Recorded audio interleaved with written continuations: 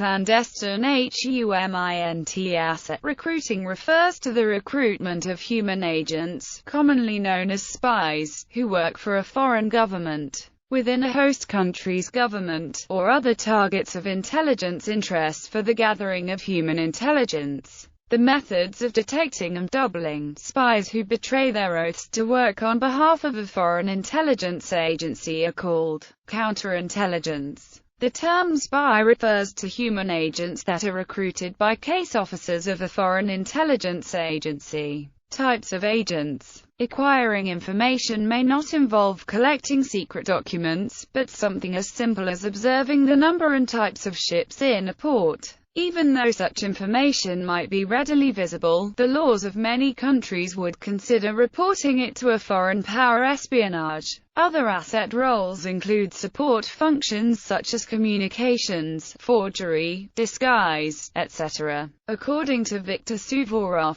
a former Soviet military intelligence officer, his service had Soviet offices, under diplomatic or non-official cover, handling two kinds of agent: basic and supplementary. Basic agents can be formed into groups with leaders, or report directly to the controller. Basic agents include information providers, perhaps through espionage or expertise about some local subject. Also in the basic group are executive agents, who will kill or commit sabotage, and recruiting agents. In U.S. practice, recruiting agents are called access agents. Both operation leaders and the supplementary group must be clandestine in support roles to basic agents. They may be clandestine officers of the FIS, such as Rudolf Abel, recruited in the target country, or recruited in a third country. One of the supplementary functions is communications, which includes clandestine radio transmission, dead drops, couriers, and finding places for secure radio transmissions. Other supplementary functions include people who can legalize, agents with cover jobs,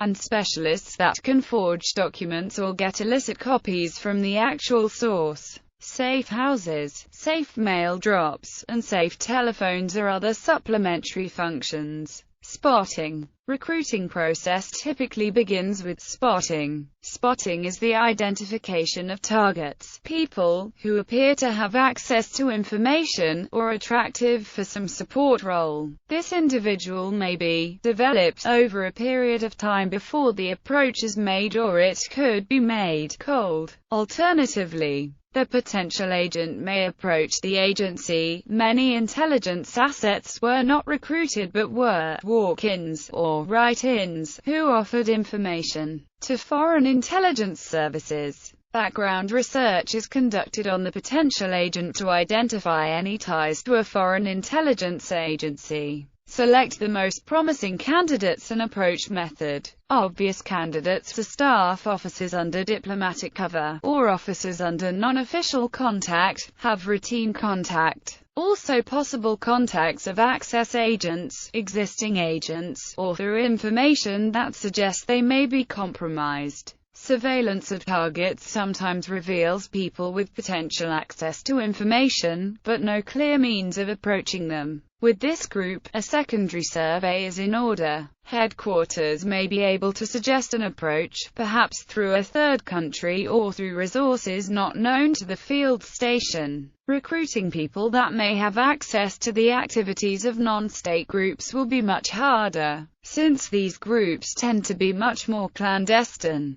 and often operate on a cell system composed of relatives and people who have known one another for years. Access agents may be especially important here, and it may be worth the effort to spot potential access agents. The deliberate spotting process complements more obvious candidates, but candidates who are also more likely to be compromised by counterintelligence, such as walk-ins and write-ins. According to Suvorov, the Soviet GRU was not always able to collect enough material, principally from open sources, to understand the candidates' motivations and vulnerabilities. It was GRU doctrine, therefore, to use every meeting to continue to elicit this information. Other intelligence authorities also see eliciting information as a continuing process. that continued meetings both provide substantive intelligence, as well as knowledge about the asset, are not incompatible with security. Agent handlers still observe all the rules of clandestinity while developing the agent relationship. Knowledge of meetings, and indeed knowledge of the existence of the asset, must be on a strict need-to-know basis.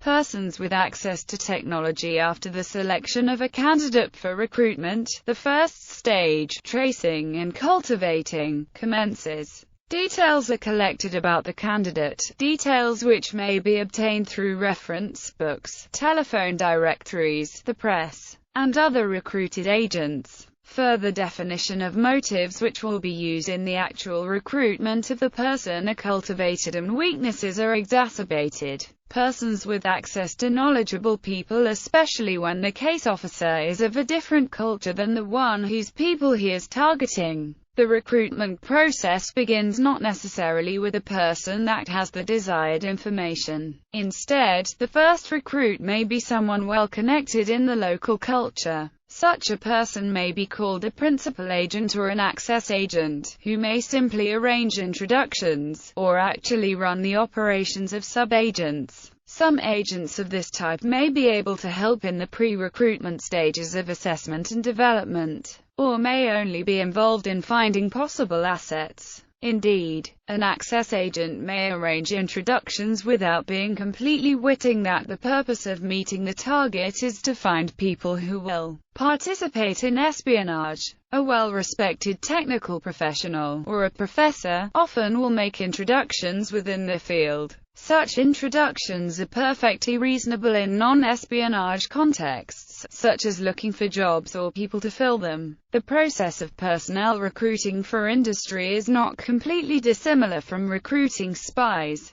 Both may use personal networks, and, in industrialized countries, computer-assisted personal networking. Persons in allied intelligence agencies. A professional intelligence officer may very well obtain contacts through counterparts in the intelligence services of allied countries. The other service may arrange direct contact and then drop out of the process, or may jointly operate an asset such as the joint US-UK operation with Oleg Penkovsky. The Allied officer may not actually provide access to his assets, but will convey information requests and responses. There is the example of a CIA learned from the Malaysian service about an Al-Qaeda meeting in Kuala Lumpur, something that would have been impossible for a lone CIA case officer to discover. Targeting recruits based on intelligence information. HUMINT collectors should not forget that the analysts in their own organizations can have a sophisticated understanding of the people, with specialized knowledge, in targeted countries, industries, or other groups. The analyst may or may not know details of the target's personality. Even when no personal details are available, the recruiter, in an intelligence service, may have additional resources to use before the first contact. OSINT research can find the publications of a professional, but also social interests, with due regard to the risks and resources required. SIGINT can tap phone lines or intercept other communications that will give the recruiter more information about the target. Prioritizing potential recruitment. This step differs from the next one, assessment of potential recruits, in that it is not focused on the recruit himself or herself, the probability of recruitment, etc., but, when there is more than one possible recruit, and a finite amount of case officer time, the discussion here gives criteria to select the most important targets. 1. Analysis by a U.S. clandestine service officer with knowledge of European practices has 5 descending priorities in the period between 1957 and 1962. He developed these in the context of being stationed in Europe during the Cold War, with the goal of acquiring HUMINT recruits in the Soviet Union and its satellite nations. His operations were focused on people with the general characteristics They were involved in an embassy, legation, consulate, trade mission, and news bureau that constituted the were instrumentalities for that economic penetration, political subversion, and espionage that threatened U.S. interests. That focus could be considered one of counterintelligence as well as espionage. They were outside their iron curtains for extended periods of time, 2 to 5 years, so recruitment could involve a wide range of United States, and possibly Allied, intelligence resources. Among this group, the priorities were: the most valuable recruit had regular access to current political and economic intelligence from the installation in question. Ideally, the asset would be in the highest priority country and have access to the minutes of Politburo meetings, or equally critical military, scientific, or other data in the case of countries that either dominate countries or client states of another power, officials of the client country, or of the patron country's representatives in the client, may be easier to recruit than officials in the home country. Nearly as important as an agent who will continue the relationship once he returns to his home country, be that the Soviet Union or a satellite. Recruitment is harder to detect with the less intense counterintelligence surveillance of an independent or satellite country. Installation penetration thus becomes a means of establishing long-range assets in the satellites by recruiting, testing, and training them while they are abroad. In other words, the priority is to recruit a defector in place, continuing to report. The satellite diplomat, foreign trade official, journalist, or intelligence officer who has been useful to us abroad will be even more valuable when he goes back home at the end of his tour, not just because he is then inside the target country, but because the intelligence to which he has access in a ministry headquarters has greater scope and depth. The third priority involves offensive counterintelligence, counterespionage. By observation of intelligence activities operated from embassies of country X. A counterintelligence service can deduce characteristic recruiting and agent handling practices for country X. Because these offices and techniques affect many hostile targets in the country of operations, once this information is known, the Foreign Intelligence Service agents can be neutralized in a variety of ways, including police action, convincing the asset in the country of operations to stop cooperating with the FIS, or, ideally, recruiting the hostile intelligence officer in place. The fourth and fifth priorities are considerably less urgent than the first three. The fourth priority is the defection of senior, diplomatic, trade, or intelligence personnel. Defection can obviously yield only those golden eggs already in the nest. It cuts off the continuing intelligence that could be provided by an in-place asset. It may be worthwhile, however, simply to deny a target country the services of an able and experienced officer, and it may produce, in addition to his store of positive intelligence, leads to his former colleagues who are still in place. Last in priority is not direct recruitment, but the collection of information to support future recruitment. This begins with obtaining biographical information on officials abroad who are likely in the future to have other tours of foreign duty somewhere in the world. An official may not be developable for recruitment during his current tour, but 6 months from now it might be a different story. Political turmoil being what it is within the satellites, the ins can rapidly become the outs. If we can identify a man as a former in who is now out, we may be able to recruit him. But this kind of identification requires orderly and current biographic indexes of satellite personnel who travel abroad. Assessing potential recruits in deciding whether to recruit a prospect, there needs to be a process to make sure that the person is not actively working for the adversary's counterintelligence, is under surveillance by them, or presents other risks that may not make recruitment wise. The assessment process applies both to walk-ins and targeted recruits, but additional assessment needs to apply to the walk-in, who is most likely to be someone sent by a counterintelligence service. assessing walk-ins. Major intelligence services are very cautious about walk-ins or write-ins, but some of the most important known assets were walk-ins, such as Oleg Penkovsky, or write-ins such as Robert Hansen. Most walk-ins, though, are rejected. The U.S. Army defines 3 classes of people who may present themselves: defectors, asylum seekers, walk-ins, who seek to provide information to the United States, or a disaffected person who presents him or herself to a U.S. installation in a foreign country and who appears willing to accept recruitment in place or requests asylum or assistance in escaping from the control of his or her government. A Soviet response to someone visiting the embassy was, "This is a diplomatic representation and not an espionage center. Be so kind as to leave the building or we will call the police." According to Suvorov, the police are usually not called, but the embassy staff chase the would-be agent out quickly. Cautious handling of walk-ins was not exclusively a Soviet concern. U.S. Army procedure is to have military intelligence or military police personnel handle all aspects of walk-ins. Under U.S. Army regulations, military police are not intended to do interrogations, which are the responsibility of military intelligence personnel, while serious discussion with the contact will be done by counterintelligence specialists. Information about the walk-in must be restricted to people with a need to know. The information the walk-in provides must be guarded and classified appropriately. While the interviewers will actually be from me, the walk-in will never be told the identities of intelligence personnel. If they ask to see an intelligence representative, they will be told none is available.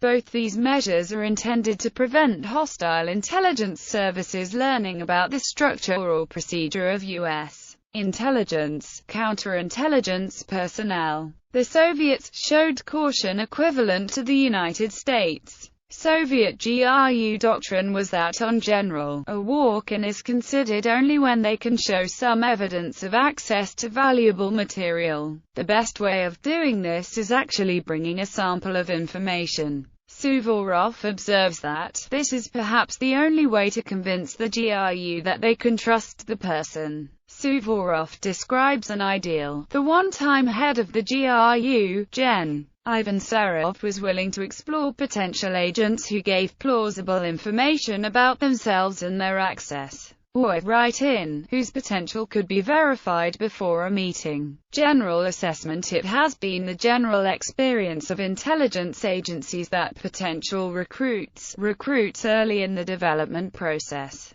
and those currently reporting to a local case officer still need to be checked against master biographical and other files, which will help spot foreign counterintelligence. This counterintelligence interest could be from their own or third countries. Once an individual is seen to have potential access to information, the recruiting officer or staff considers why a presumably loyal and trusted individual might be willing to betray his own side. A basic set of reasons are the classic mice motivations, with further insights in attitudes predisposing to cooperation. Headquarters may have access to information that a field office does not, such as being able to access credit records to identify financial stress through a cutout that hides the request as having come from country B's service. Another area where a central office can help is to correlate possible penetration attempts by an individual who approaches one's own, or allied, intelligence services in different locations, as, for example, embassies in different cities. There are both local and headquarters-based means of validation. The case officer should compare information provided by the agent with locally known facts, both from overt and covert sources. Some services, especially the Russian, Soviet, may not have formal or extensive OSINT, and either the case officer may need to check such things within the station residency. Some definite warnings, which may come from local or headquarters reporting, include: the agent's information contradicts other information believed to be true. The agent's information has appeared in local open sources. The information is true, but is too old to be of operational value. This was one of the key techniques of the World War II British double-cross system. If there are inconsistencies in the agent's life story, which the case officer can query periodically through social conversation, the truth is usually in the consistent aspects. It is easier to make a mistake in keeping up a lie than in telling the truth, which is the reason criminal investigators ask a suspect to repeat their statements. If the agent makes predictions, be very sure to see if they become true. In the event that the recruiting officer's service uses technical means of detecting evasion, such as polygraphy, voice stress analysis, interviews by psychologists and psychiatrists, and perhaps more in the future, brain imaging, make use of these within the agency policy. Be aware that penetrators may be trained to resist them.